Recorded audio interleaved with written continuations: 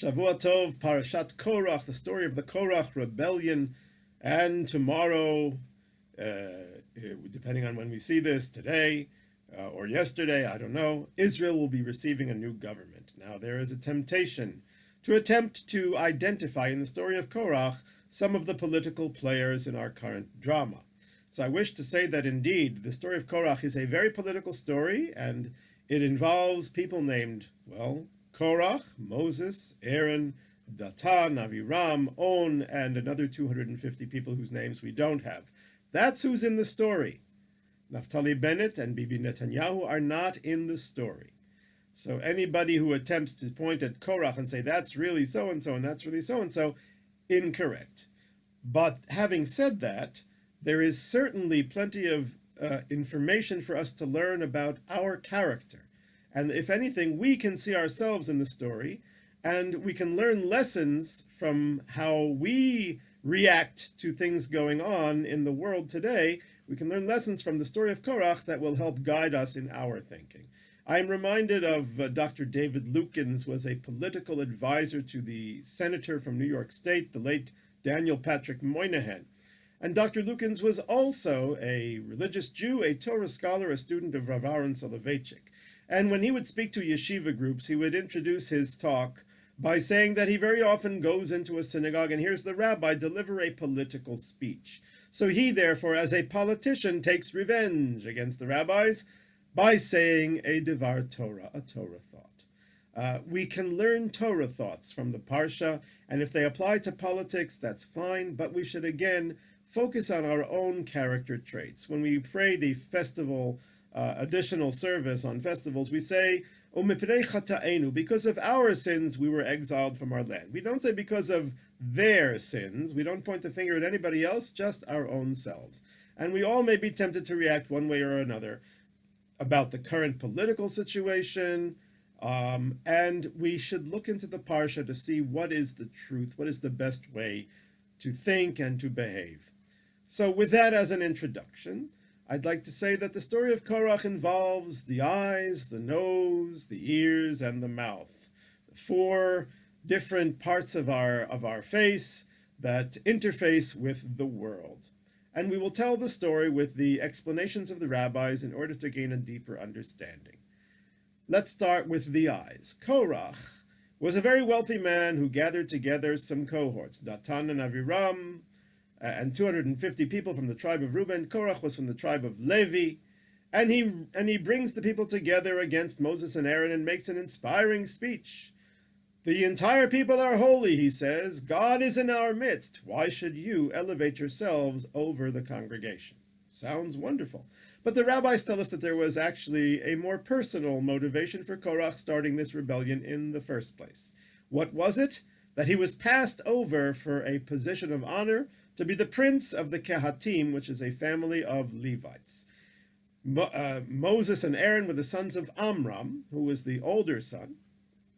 And so Korach says, well, Amram's younger brother was Yitzhar, the next in line, and I'm the son of Yitzhar, so I should have been the prince of the Kehatim, which is the next highest position. However, that role went to a fellow named Elitzaphan, the son of Uziel, and Uziel was the youngest of all of the brothers. The youngest uncle of Korach. Not fair. This is a classic case of evil eye. That Korach was looking at someone who got an honor, a privilege that he felt was not deserved, and therefore it should be taken away from him. We discussed this last week in the story of the spies, about how it's possible that they all had the evil eye towards Joshua, who was known to be the next leader of the Jewish people, and that might be why they would seek to knock him off of his pedestal, because that's what the evil eye is. In English, it's envy. It's the desire to see someone who has what is perceived to be an unfair privilege or advantage lose said privilege or advantage. So Korach had that. That was his real motivation. However, the way that it works with the evil eye is that the evil eye does not like to be seen.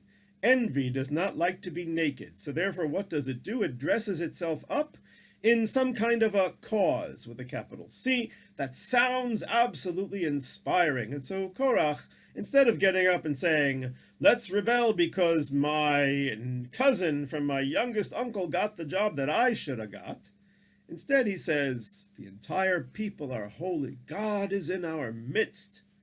Why should you, Moses and Aaron, elevate yourselves above the congregation of God? We should all be a happy family of equals.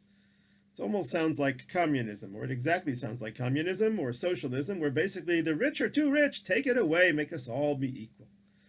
So that was Korach's complaint. There are the eyes, and the eyes actually come in two other ways. Korach he actually, according to the rabbis, made a demonstration, a bit of a spectacle. What did he do?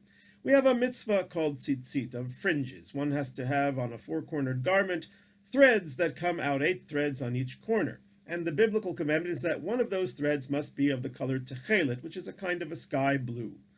So Korach has four-cornered garments with no tzitzit on them, no threads, but the garments are made entirely of that color of techelet, of sky blue. He brings his crowd before Moses wearing these garments. It's, I'm sure, quite something to see. And he says to Moses, these garments, which are entirely made of techelet, sky blue, do they require the fringes, the tzitzit? To which Moses responded, of course. And Korach starts to laugh and says, well, that just doesn't follow logically. Because if a garment that is some other color, it's enough that it has only one thread of techelet, of sky blue, these garments, which are entirely sky blue, should certainly not require tzitzit, should not require threads.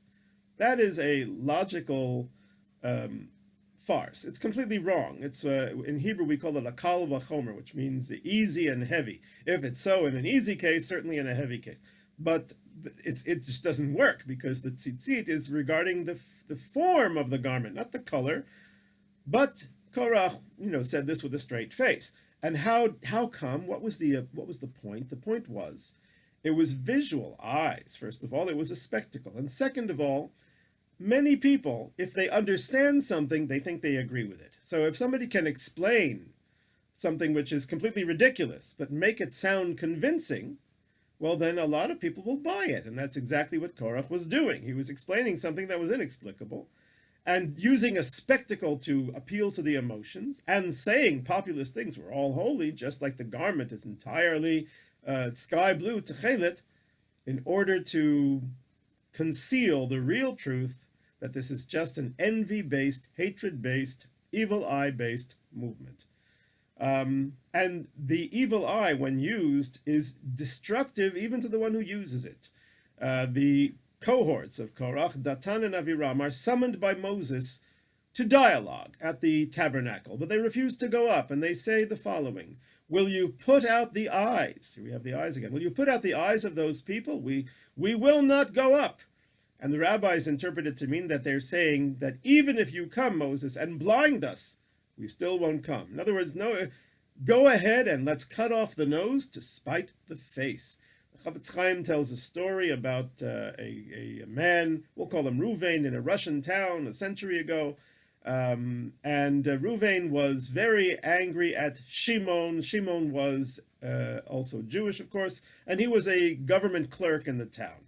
And Ruvain said, I happen to know that Shimon is corrupt. I'm going to tell his superiors about him, and he's going to lose his job. He's going to get thrown in jail. And Ruvain's wife says to him, wait a second, don't do that. Why? Because a couple of years ago, this very Shimon, who you now hate so much, actually helped us keep our son out of the Russian army. Back in those days, for Jewish boys to go to the Russian army was not a good thing. Not a good thing at all. It was usually impossible to continue as a Jew after that experience. But that's an aside. But if you get rid of Shimon, says Ruvain's wife to him, then our protection disappears and the Russians will come and take our son into the army. To which Ruvain responded shockingly, I don't care, it's worth it. The Chafetz Chaim therefore shows that the power of the evil eye is self-destructive. That's the eyes. What about the nose? So Moses, in order to I wouldn't say quash, but to end this rebellion, will call down basically two punishments, if you will, on the rebels. The first one is basically the incense. Now, he doesn't call it down as a punishment. He says to the 250 people, if you really want to have a shot at being members of the priesthood, if you want to be elevated, then bring incense, and let's see who God chooses. Let's see how it goes. And so these 250 people will bring incense. Incense, of course, has an aroma. There's the nose. And they bring the incense, and what happens? Fire comes out and consumes them. They die. But there's going to be another punishment, and that is that Korach and his cohorts are going to be swallowed up by the earth. Now the question is, why have two punishments? Why not just take care of them all with one of them? Let's say with the incense. And how does this thing with the incense exactly work? So the word in Hebrew for aroma is reach. Reach is the close twin of ruach, which means spirit. In the spiritual realm, there is no argument, there is no disunity, because the spirit has no physical limitations.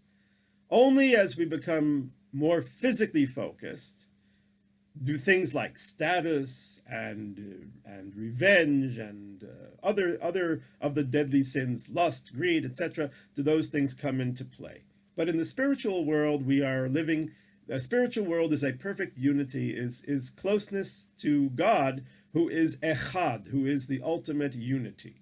So therefore, the incense is a spiritual test of unity. Are they bringing the incense to become closer to God and to unify the people? Or are they bringing the incense as a result of the evil eye, of envy, and therefore as a divisive action? And the incense has zero tolerance for divisiveness. The incense itself symbolizes Jewish unity. It contains within it the chelbana, or galbanum, which is a very bitter-smelling spice, but the rabbis say that we see specifically that even a bitter-smelling spice, when combined with all of the others, creates a divine aroma because it symbolizes unity. The rabbis further say that the incense is an atonement for the sin of slander, of lashon hara, of evil talk.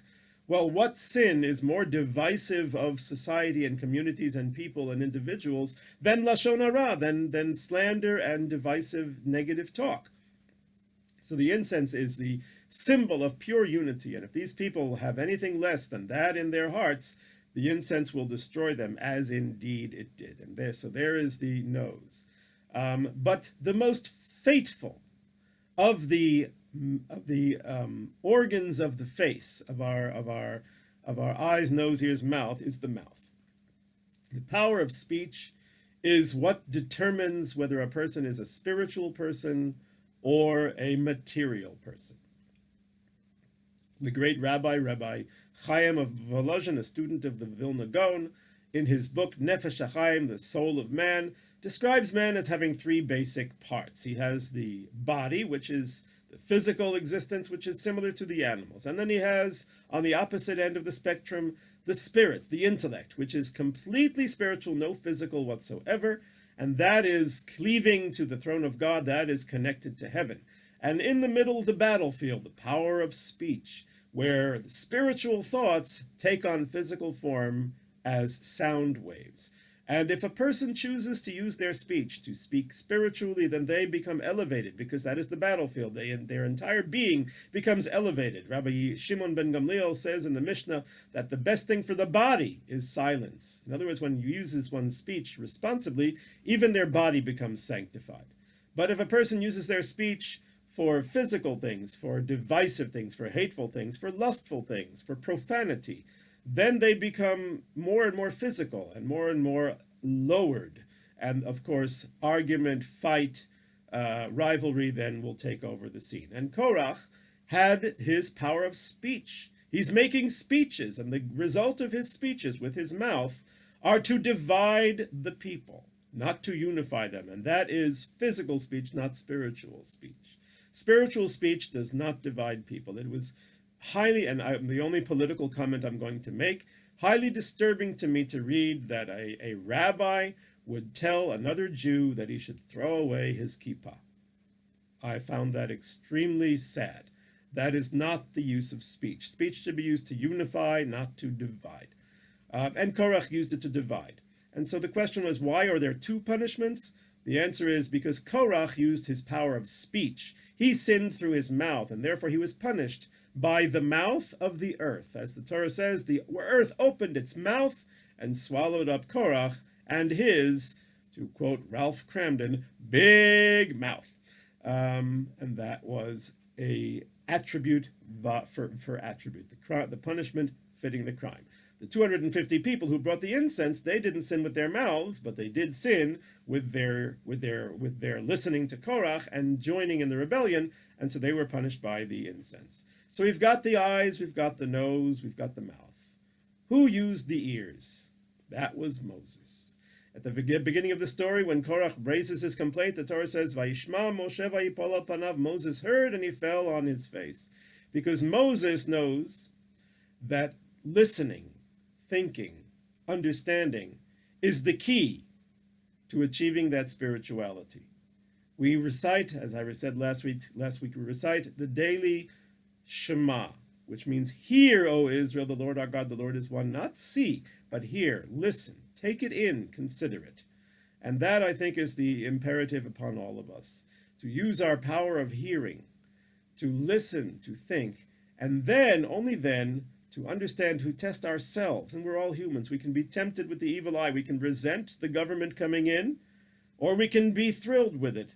And we could have resented the previous government or have been thrilled with it. It's all within the spectrum of legitimate political opinions. But once a person wishes ill to someone, then we have to really take a look inside and see, is my eye perhaps trending a little bit evil? And the healing, the cure for the evil eye is ozen kashevet, an ear that listens, and sanctifying our speech. And with that, we can achieve the unity that we truly need in these troubled times. Shavuot Tov.